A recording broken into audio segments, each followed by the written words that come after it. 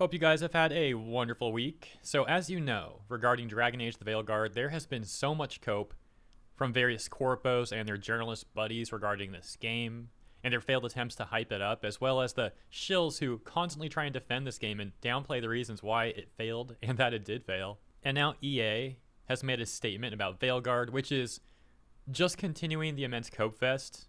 Check it out. EA claims Dragon Age the Veilguard failed due to lack of live service elements. Oh yeah, that's why Veilguard failed, because it wasn't live service. Yeah, no, these people will do anything except admit that the writing was trash, the characters were dull, even characters that were once beloved got dulled down, and of course that there were various modern audience DEI elements in the game, but yeah, they'll never admit that stuff. We'll take a look at this hilariously out of touch cope statement from EA, but first hopping over to a post about this news on the Dragon Age the Veilguard subreddit, a hilarious top comment that reads, "Such ignorant hubris. Review bombing is why this underperformed." Yeah, like I said a moment ago, these shills never admit the real reasons why this game failed. Now they're trying to blame the underperformance on review bombing. This is obviously not true, and as a matter of fact, when Veilguard released, I distinctively remember that it was floating around like 70%, like immediately after release, and then it trended all the way up to around 80%. And for a number of months, it was at like an 80% review score over on Steam. And then the next number of months began to trend down back to 70%, and now it's below 70%. But to say this game got review bombed is just overtly false information.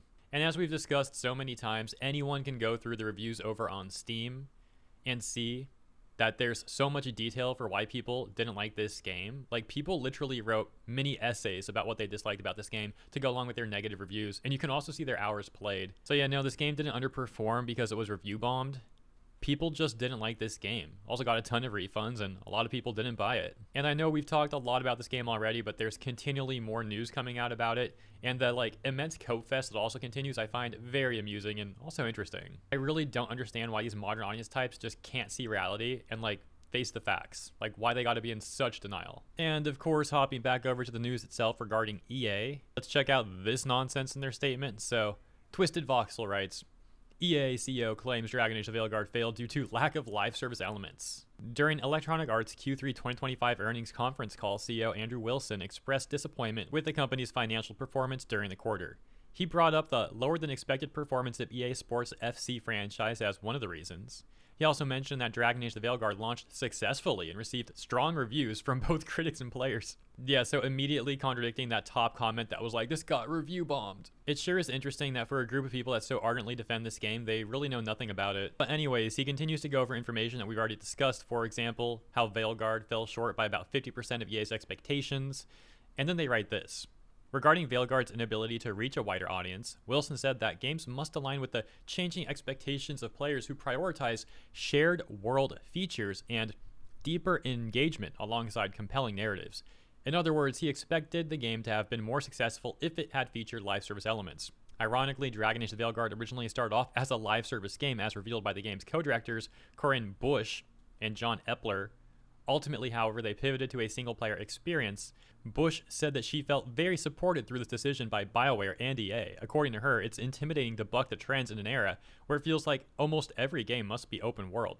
She added that for BioWare, the way in which it tells the best stories and stays true to its roots is through a more handcrafted and intimate experience. This is very ironic, of course, because they did anything but that in Veilguard, which is a huge reason why so many fans of the older Dragon Age games absolutely despise Veilguard. Wilson now seems to believe that pivoting back to a single-player experience was the wrong call for Dragon Age the Veilguard. After the release of Veilguard, BioWare was hit with layoffs in the name of restructuring, which is something, yes, we've also discussed. Ultimately, the point is, once again, the massive delusions and cope from all of these people who have supported this game is just nuts. From the shills over on Reddit, and even shills over on YouTube and Twitch, to the EA executives themselves. And even delusions over at BioWare. For example, Corinne's departing statement, which said something like, "I'm so proud of the work that I've done at the company. I've put them on the right track." Many people assessing the situation and coming to the conclusion that Corinne did not actually willingly leave the company and instead was part of the layoffs that occurred about a week after Corinne's statement, which, by the way, you can see is here on screen. Here's the parts that I actually want to highlight.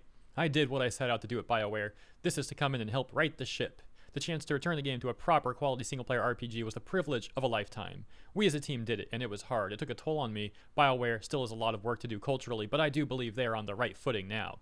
I've read the full statement before. I'm just highlighting these bits of it now because looking back on this after the layoffs, I mean, actually pretty messed up. Like, Corinne's out here bragging about the work that was so-called achieved, and then it's like, oh, by the way, less than 100 employees left, tons of people getting fired, but hey, Corinne says we did it as a team. BioWare is really on the right footing now, guys. It's so wonderful. It's so great. Gets terminated. And then, of course, also calling the game a proper single-player RPG when it's like referred to commonly as Veilguard. Game flopped. Yeah, let me know what you think about this cope. Oh, it only failed because of the review bombs. Underperformed because of review bombs. Oh, it only failed because of not being live service. And previously we saw takes such as, it only failed because the grifters on YouTube and the chuds on the internet, they made fun of this game so much that nobody wanted to buy it. You know, that whole Schrodinger's chud thing. Those chuds are simultaneously a loud, angry minority with no power, but also a large group of people with enough power to take down AAA games and entire companies. Which, like I said before, just makes the chuds sound based. These people mad that chuds want to LARP as if they're like revolutionaries, but then they get mad at the people that are actually destroying the corrupt corporations out there. And finally, as is tradition with Veilguard coverage here on the channel, we'll hop back over to the Dragon Age Veilguard subreddit and take a look at some more hilariously out-of-touch cope from the modern audience. Returning to the post about the news from EA that we just read, and that comment saying, such ignorant hubris, review bombing is why it's underperformed, we can see a number of comments that were removed by the moderators, and also a number of comments that got massively downvoted by the shills. This is particularly interesting because over the last few days or so, it did look like the censorship on the Veilguard subreddit was becoming less than it was before. Now we can see that they're returning to their old ways and just like downvoting posts that criticize the game and point out bad takes and or massively downvote them, which there seems to be an extra shred of irony about them mass downvoting comments that they don't like on a comment that talks about review bombing. So let's take a look at some of the downvoted comments that the Veilguard shills don't like, responding to the claim about the game only failed because of review bombing or whatever.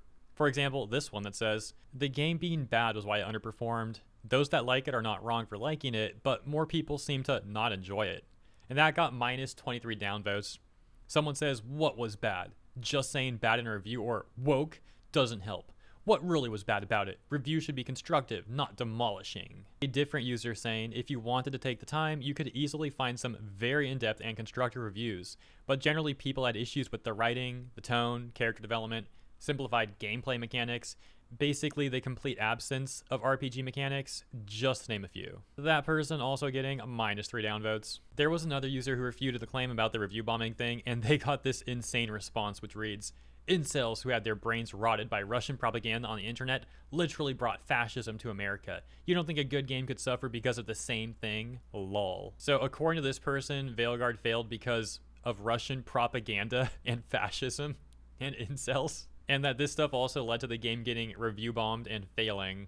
Response to them with minus 9 downvotes says, continue to bury your head in the sand. Reasonable people are all over the subreddits giving genuine criticism of this game and its inability to engage them. If you like the game, that's fine, but you are in an echo chamber refusing to acknowledge that people don't like the game.